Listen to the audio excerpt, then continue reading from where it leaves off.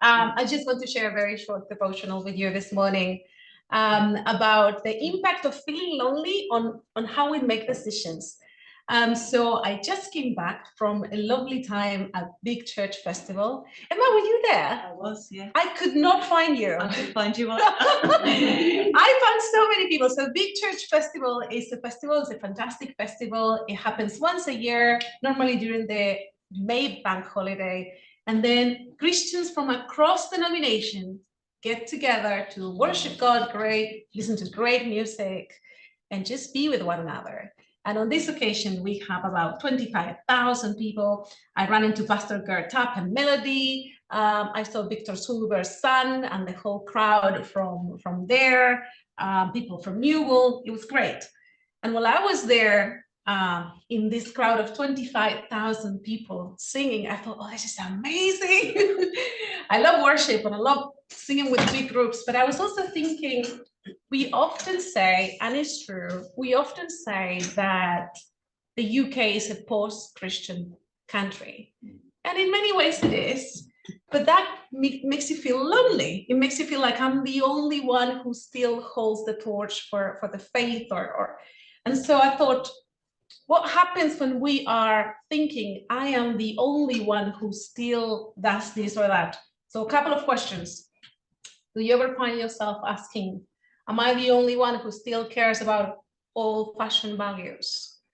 Am I the only one who still believes in keeping my word or my values? What happens when you or young people think, actually, I'm the only one who still does this? How does it affect, if in any way, the way we make decisions? And so I went online and found a couple studies. There are tons and tons of studies on loneliness, as I'm sure Karen knows.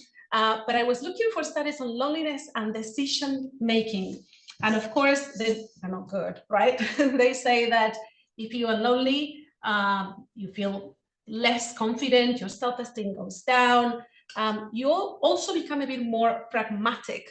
So you might forget about the values you were brought up with, and you go like, let me just do what I want to do. So feeling lonely leads to reduced empathic concern, and people who feel like this are more utilitarian. So your values go like, well, right now what I need is this or that. But there are good news. They're really good news, and that is, and I'm sure Karen knew this, that is that when lonely people encounter empathy, their moral compass gets like boosted. So it's not that lonely people cannot make good decisions or good moral decisions. It's maybe that they're not motivated enough. But if they encounter empathy in one form or another, they go back to, yeah, great, let's do this. And so I was thinking about this, and I was thinking about the Bible, and there's one story in which God himself does this. And I thought, obviously God knows psychology. I thought, this is amazing. There's a story in the Bible where God encounters a person who thinks, I am the only one who's doing this. And God ministers to this person. And the story is amazing because it really is a masterpiece on how you and I should deal with depressed people. But also it talks about how God deals with someone who thinks he's the only one. So it's the story of Elijah.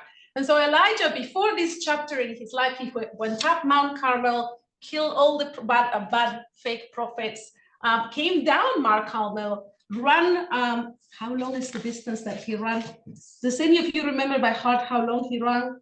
Okay, so 14-mile cross-country run. That's 22 kilometers. Ahead of the king in his chariot, gets there, and then the queen says something really nasty, and he runs for his life.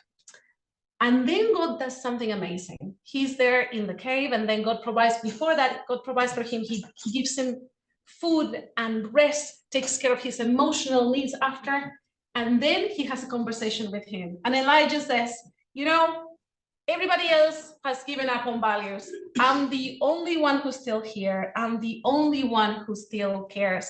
I'm going to give up. This is it. No more for me.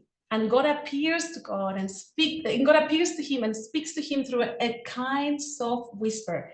And after that, God gives him a piece of information that might seem ridiculous and unnecessary unless you know what loneliness can do to your moral compass and decision making.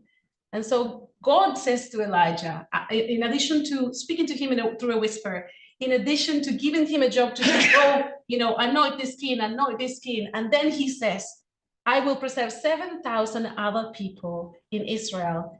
You're not alone. You're not the only one who still cares about this.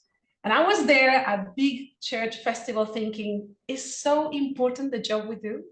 I was thinking about Dan Stojkovic preparing programs like this. I was thinking about Karen going to places and talking to parents who are really struggling with kids and going, you're not alone.